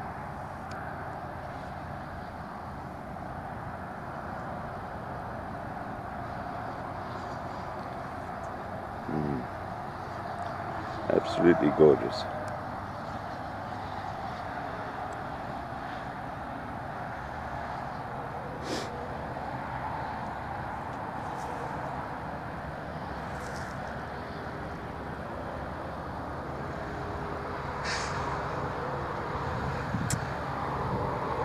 As you can see, trucks, trucks and more trucks.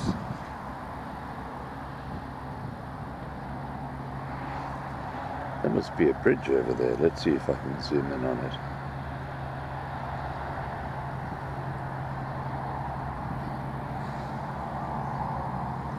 Okay, guys, this is really tricky when you can't really see where you're going. So the bridge, you can see it's gone.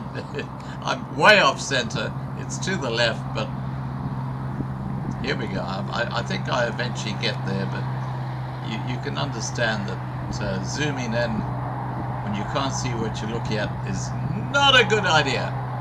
Look at that grass, beautifully green. It's been very, very damp here.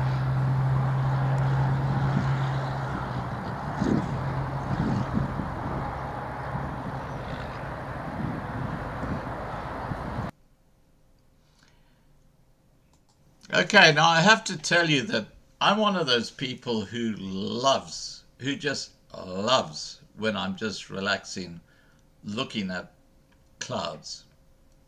Because when clouds are moving and transforming and changing shape, and you know what I'm talking about, you can see dogs, you can see people, you can see cars, you can see dragons, you can see all sorts of things in the clouds. And in fact, in the next week or two, I'm going to be putting up another relaxation video, which was taken at Glenvale in what's it called, Cordwalles.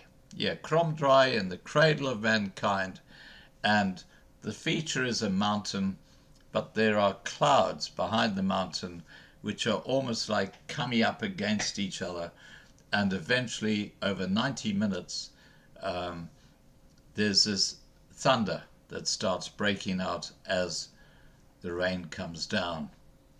And so it starts off quite peaceful and builds up to this thunderstorm. And as I say, this will be a new relaxation video that I'll put up hopefully in the next week or two. I just take my time on this stuff when I feel inspired to. But it was amazing to watch all these different shapes in the clouds. You can imagine there were like two forces of clouds, and there was this big blue sky between the two of them, and all these faces appeared in the clouds. You could see people, you could see things. It is quite incredible. But that's why I love clouds. So, talking about loving clouds, let's have a look at this video.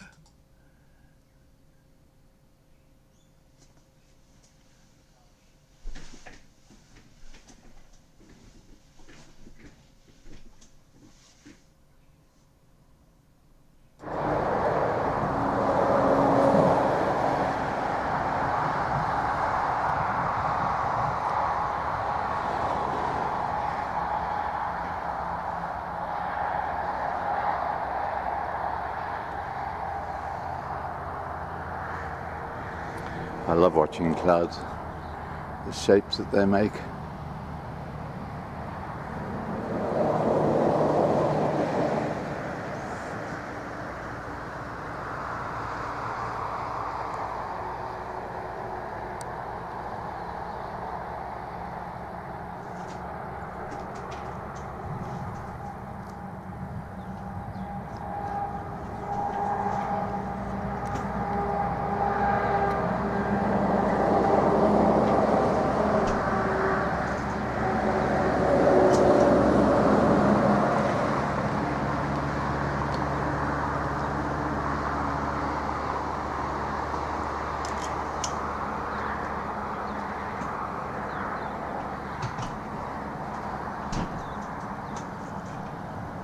Okay, enough of the cloud, but yeah, cloud watching is a very specialized sport, not for everybody, so I'm going to take that off.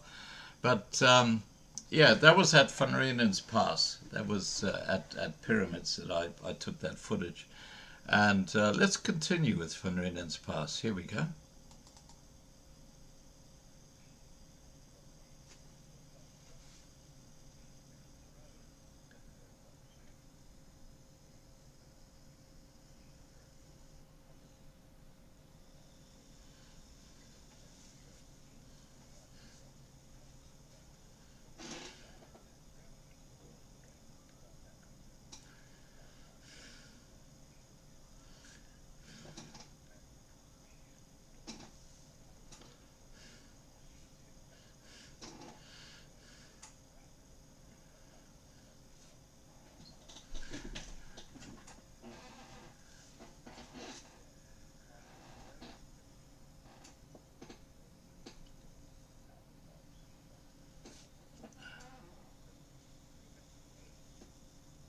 The main building. Sorry guys, I'm going to start that again.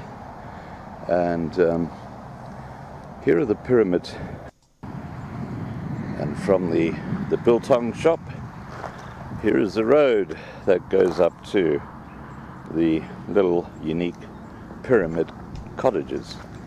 And I've got to say, this road is not great. In fact, it's bloody awful. But it is reminiscent of the roads of South Africa. And my gosh, did I see some beauties. You can see the cement which has been used to fill up the potholes here. Doesn't do much difference, believe me. This road is rough, but luckily it's only about 30 yards long. And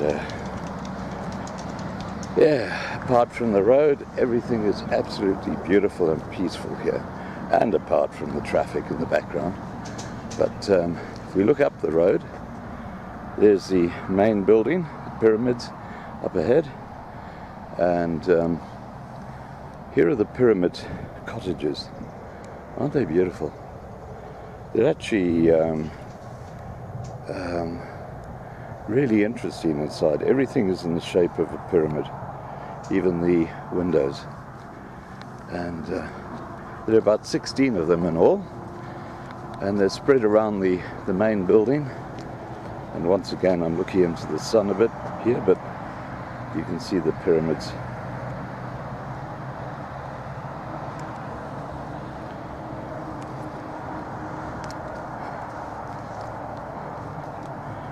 Interesting, you don't hear the traffic at night.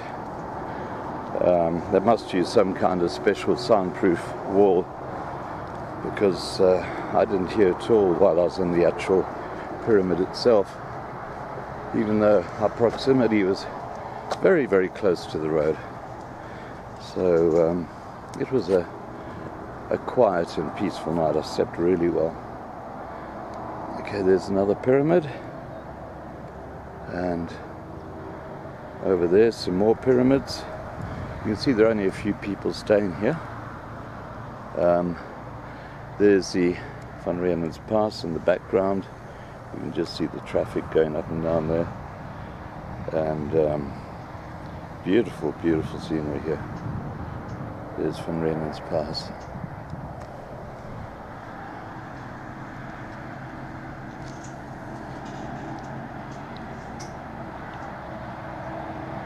That's looking back on the road to the exit. Lots of cars on the back of these trucks. Lots of them going both ways. You wonder if it's a stolen car parade or whether it's actual legit. And anyway, let's go up and have a look at the main building. This is the road to the main building. Look at that green, isn't it gorgeous in the sunlight?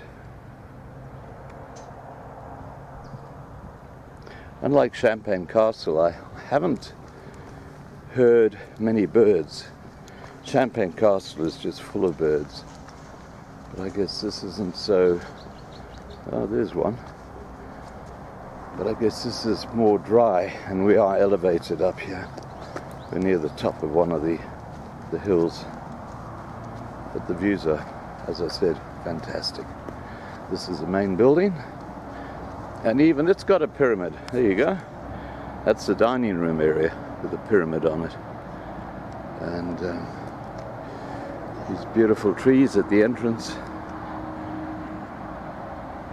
You can see once again, a lot of cement has been used here to fill up some of the bigger potholes. Oh, look at that mountain in the background there. Let's zoom in on it. That's the Drakensberg.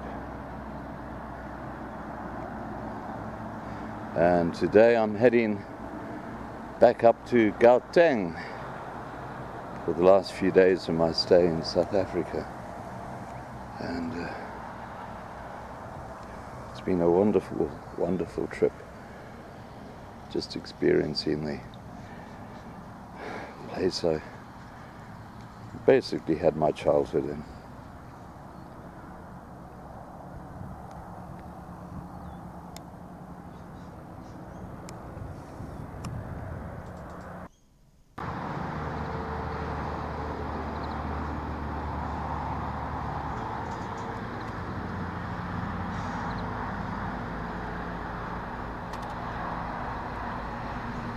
"24/7, that's what you hear. Trucks going up and down. This is the main road to Johannesburg from Durban, so it's understandable you'd get a lot of... Okay guys, that was Van Riemen's Pass, and we're coming close to the end of this particular live stream, because there are just a couple of things I need to show you before we wrap up. But once again, I really want to extend my thanks to some very, very special family members within Loving Life, and that of course involves my personal assistant Marlena, Keith, who provided, or who gave me this beautiful little trophy for the Rugby World Cup, and also Marlena a trophy just recognizing what she does for Loving Live TV. And in particular, I want to recognize Nikki, who lent me the vehicle while I traveled around South Africa. And Nikki is a very, very special person. Very, very special. Now, let's get back to our trip. So, on return to Gauteng, I went to a place called Glenhaven, which is, if you live in Gauteng in the Krugersdorp area and you've never been there, you have to go there. It is quite extraordinary. The food is absolutely amazing. Now, I'm just trying to find, sorry, not Glenhaven, Glenburn. Let me get that right, Glenburn. Okay, so here's some video footage of Glenburn in Gauteng, in the Cradle of Mankind, in other words, west of Krugersdorp. But the food there and the pricing is absolutely extraordinary. And the owners of Glenburn also own a property called Kloofzicht, which is sort of upmarket to Glenburn. But I have to tell you, Glenburn to me is a much better deal than Kloofzicht. But let's have a look at Glenburn in Gauteng. Here we go.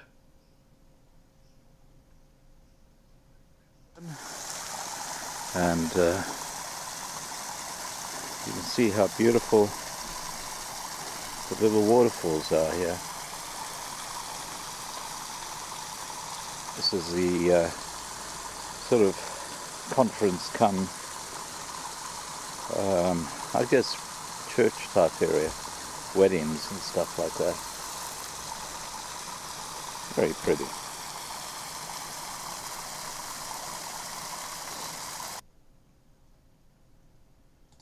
Okay, let's continue with Glenburn.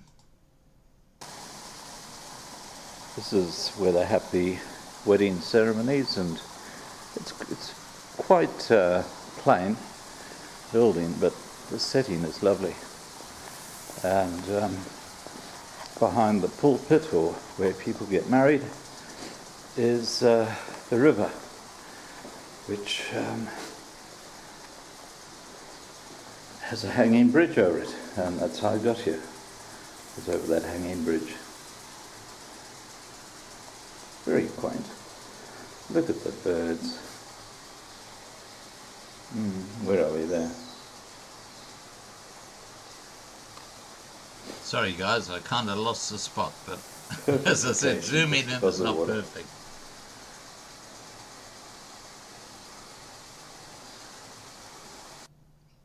This is from that church facing towards what's called Glen Cove. And this is the little garden walk to Glen Cove. As you can see, water is no problem.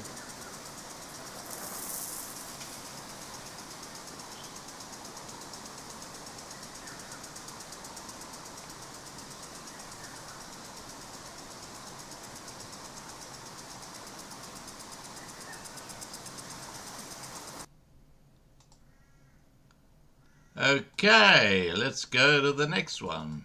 Here we go.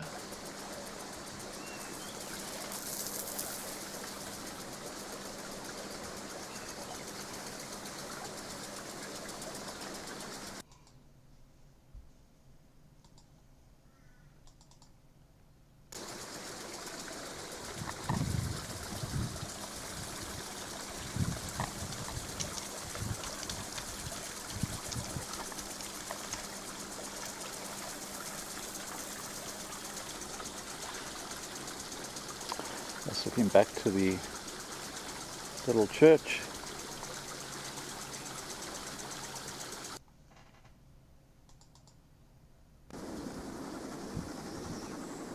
This is the hanging bridge, and once again the river.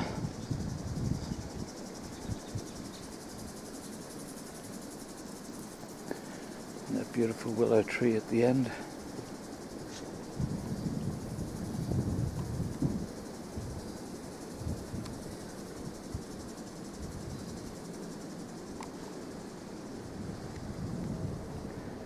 This is still Glenburn, and where I've just come from, you actually go over that little bridge you can see in the background there, and the water comes through those little sluices.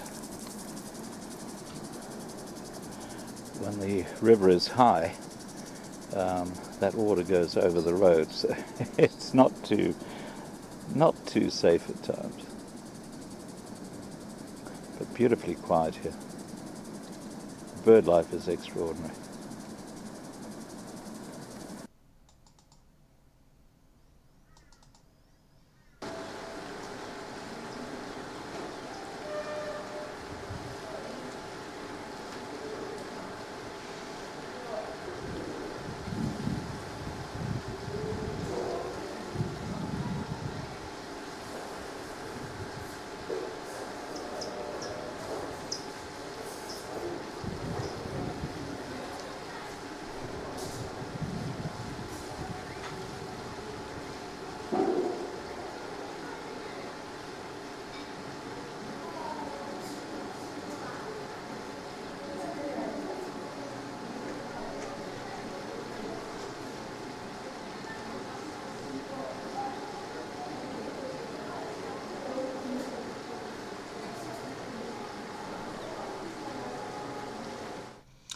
Okay, guys, that was Glenburn, and look, I need to do this. I need to say thank you to all the Loving Life family who reached out and who, unfortunately, because of my schedule, I couldn't see most people, especially at the last moment, and people were not supposed to know that I was coming to South Africa. So I do apologize if I didn't catch up with you. And Johnny Pingo, next time I'm in South Africa, I'll put you on the list. But don't tell anyone I'm coming. That's the only condition, okay? I do apologize that we didn't meet. But I do want to recognize this wonderful couple. And of course my wonderful personal assistant, Marlena, who you can see in the middle there. Let me just get rid of this Loving Life thing. There we go. And the couple are Keith and Denise. Now, I showed you that little Rugby World Cup replica earlier. And Keith, who's an engraver of a note, who's been doing this for 33 years. And this, I'm sorry, this is unashamedly a plug for Keith. If you are at a school or have some kind of organization where you need things engraved, this man is your man, okay? Keith has been doing this for 33 years, and some of the stories he told me, word, make you blush. But anyway, he presented Marlena with that beautiful little trophy that you can see in the front here, the angel with the wings, and just recognizing the work that she does for Loving Life TV. So good on her, and of course to Denise. It was lovely to meet you guys. Absolutely fantastic. And of course, who also played a huge role in our trip was Nikki. And Nikki has said, look, she doesn't want me to say anything else, so I'm going to leave it at that. But I just want to say, Nikki, we love you. You're a huge part of the Loving Life family. And yeah, I'm sure we're going to be talking a lot going forward. Yeah, look, Loving Life has got some amazing people in its group, and I don't know what to say. I just want to say that you know, it's lovely that we've reached the stage with this platform where we have this family who just work together, who love each other, and who just get on so well. Guys, I'm going to wrap this live stream up. I've been babbling on for over 2 hours now. Oh my gosh, 2 hours and 10 minutes, I believe. But anyway, have a great evening. Don't forget, we're going to be having live streams for the rest of this week, tomorrow night right through to Friday as per usual. And while I'm burbling away, I'm actually looking for this is what you got to do. This is the beauty of it, especially when your bloomin' computer's hiding. Is hiding your ability to go to the theme song that you're going to go out with. Don't you just love that? Anyway, I'm going to sort that out because we're going to go out with Op ons rots. Have a great evening, everybody, and it's so lovely to be back amongst the Loving Life family. Take care, and here comes Op ons rots. No, sorry.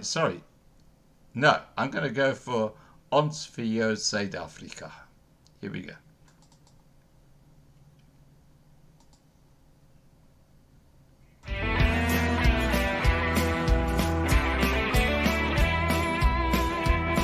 Uit die blou van ons hemel, uit die diepte van ons see, hoor ons ver verlate vlaktes waar die kranse antwoord gee. Ons sal antwoord op jou roepstem, ons sal offer wat jy vraag. Ons sal lewe, ons sal sterwe, ons vir jou Suid-Afrika. Ek wil antwoord op jou roepstem, maar nie offer wat jy vraag. Das bloed op die plase van boere wat hulp vraag. S'nags hoor jy die sirenes, maar jy kyk ander pad. Niks daarvan op TV, net soms in die koerant. Das kieme in die water, Eskom gee beerdkrag. Rioolstank in die strate, das oorlog wat wag. Gery maar op ons paaie, mense maak net wat hulle wil. Arm blankes in kampe, maar jy bly liever stil.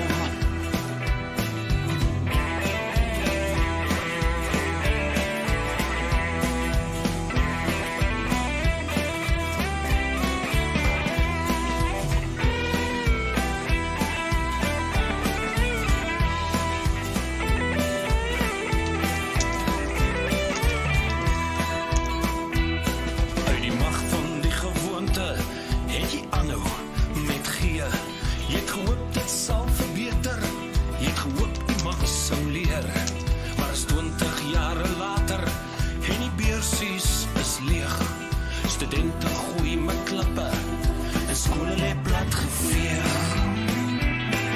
Ek sien rye huisies, geverf in pink en blauw. Regstellende aksie, het alles hier verbrou. Maar gate in die paaie, bring die soustrein nie van stryk. Die volk word brandarm, en die ANC word ryk.